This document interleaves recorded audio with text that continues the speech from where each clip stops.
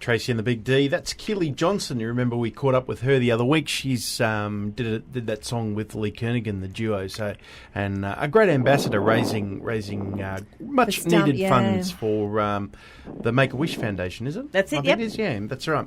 Hey, am I excited or what? I know it's been a long time coming. A young lady that we've been following for some time, playing her music, and a lot of it thanks to her mum. Her mum is such a great ambassador. She pushes out. She said, "Natalie, got a new song out. You've got to do this. You've got to play this." Really appreciate it.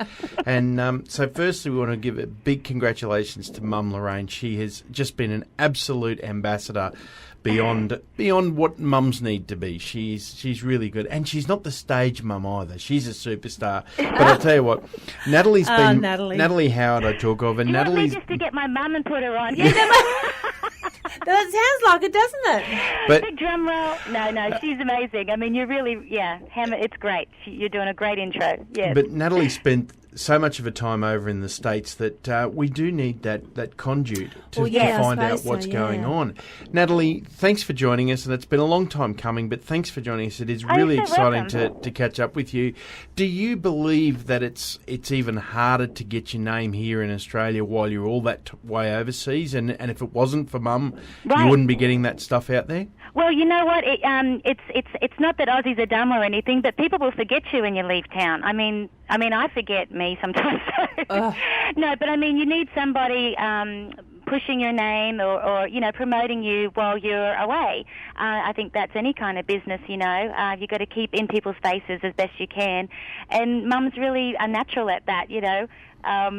I guess she loves me. Well, that's true. But I tell you, it does help when you have songs. So we've been following you for a few years now and playing all your music. And to find this new song you've got out, yes, I love that last. I mean, 33, it hit the charts at number 33. Bam, straight up 14 places in 1 week, straight into number 19. How does that get sick or fall off the chart? What happened? But how does it make you feel knowing that, okay, here in Australia, you're an Aussie, you've got your music out there, it's second weekend, and we're up to 19. And this is charts that we actually love these charts because it is voted by all the announcers out there. They're actually pressing the buttons and playing the music. How does it make you feel as an artist? Well, I mean, I do honestly get surprised. I mean, you can insert a Taylor Swift photo here where she gets gobsmacked, And no, I am surprised and everything too, because you just don't know. You go into a studio, you write your songs, you go in a studio, and you're enjoying yourself, and you just hope that it resonates with anyone else. So the fact that I've been away for a while, and I come back and I get this kind of showing, on something that's already been recorded, a year and a half ago already. I think I did my album and put it out. I don't know what to say. You just don't know. I mean, my intention in this record was that everything that I wrote on there sounded a little different from the next one, even though I'm the common thread, Natalie's through there, and I wrote on the songs and co-wrote, most of them. And so the fact that it's still going strong after every time we put a song out, I'm very satisfied with that. That's what I hoped. It's what everybody would hope, and they're doing an album. And I'm independent, so you really, you're shaking your boots and you're biting your nails going, is this even going to happen? Is this going to fly?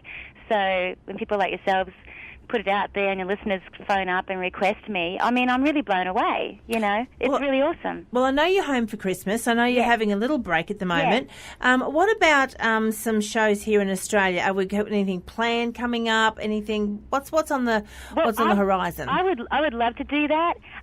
It's just been a financial thing for me.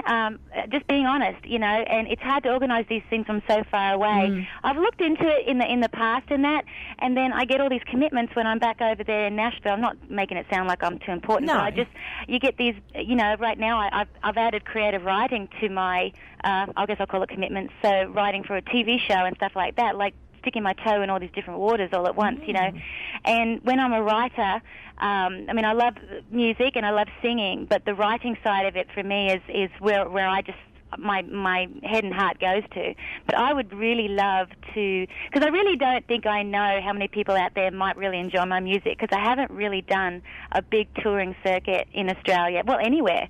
So I would really probably should try to do that, shouldn't I? See how it goes. It's just a tough thing for Mum and I to put together. So if anyone's listening out there and you want to put me on a tour or something like that, You know how to find us. But I would really like to do something like that, but nothing has planned as yet. We're talking to Natalie Howard. Natalie's back in Australia for Christmas, and Natalie, at some stage ago, I think probably 4 or 5 years ago, up stumps and moved to Nashville to make a go of it over there, and she's been a massive success. You mentioned the songwriting. There's an impression that some people have that parts of Nashville is very much like the old Brill factory, where they're just writing out songs, churning out songs one after another. Is there an element of that in Nashville? Absolutely. That's just how it runs. I mean, there's certain pockets in Nashville where, I mean, there's what we call Music Row, which is 16th and 17th Avenue, and it's kind of spread out to 18th and 19th a little bit too. There's studios and publishing houses and stuff like that where we all congregate every day of the week. We try not to on weekends. We like to party too, have normal lives. But we get together on schedules and we have writing appointments. They can go from 2-3 hours at a time. Some people write on several, more than one song a day, and things like that. So it's just, or nighttime sessions as well in studios, whatever you can get. I write any time of the day or evening and weekends, depending on who comes in town. I still open the door to a lot of Australians. When they come into town, I know what it's like, that you're limited time and you really want to write with people, and so I still do that a lot with the Aussies whenever it works out, and because I know what it's like. You come to Nashville, it's hard to get your foot in the door. So, I mean, it's just it's what it is. It's a normal job there, Whereas here on the Gold Coast, I don't really run into too many songwriters that do it every day because it's not really set up for it here. But in Nashville, it is a community of songwriting. Okay, well, I know you probably don't have a set figure, but from your very first, and do you remember the very first song, or even maybe a part of a song that you first wrote down? Oh, of course, my brain just crammed with all these ideas just then. One of the first ones that I remember completing, let's just say that. Okay. I've got lots of starts. It was a song called "You Did," and I actually did record it, and it's second last track, I think, on my debut album, Yesterday's Makeup. And that song just came to mind again to me yesterday. I thought I might re-record it, do a piano version of it. Songs kind of grow on you, like when you grow, you go, oh, I know how I could record that. I could change the sound of that, And so I guess my songs are never really done. Okay, so from You Did through to today, just in the ballpark, how many songs do you think you have either written or co-written over your little time as a songwriter right now? There's got to be a few hundred at least, I think, and that might be completed, but they might never let anybody hear them because you just get them out of the head and onto a recording or something like that, and they might not work anywhere, but they just at that moment they had to come out, and I don't know. It's been a while since I was counting. Okay, so one more throw-in question here. Okay. If you were what would be your favourite style of song to work on, whether it be a bluesy style or more ballad, or you like the rocky? What would be the favourite one you sit down and go, yes, I really enjoy writing that style of music? Oh, actually, it's more of a topic. Okay. I do love the heart songs, the about the boys. I like writing. I do. I like writing about numbskulls that break up with me. There's plenty of them out there. Yeah, but you know what? If I had to pick, I do like summer-sounding songs that sound like summertime. And there's not too many of them in my repertoire because I find the simpler the song, it's a little bit harder for me to write. I get too wordy, so for my opinion.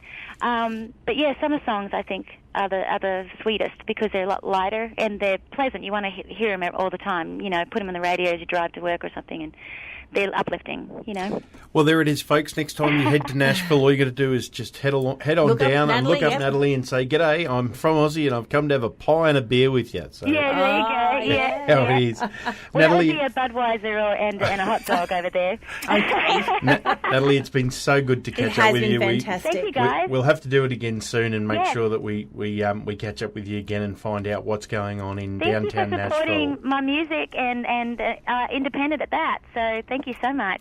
We're going to go out with this week's number 19 song. It's Yes, A Love That Lasts. It's Natalie Howard. Thanks so much, Natalie. All the best. And give a big hug to Mum for us, will you? I will. I'll choke her.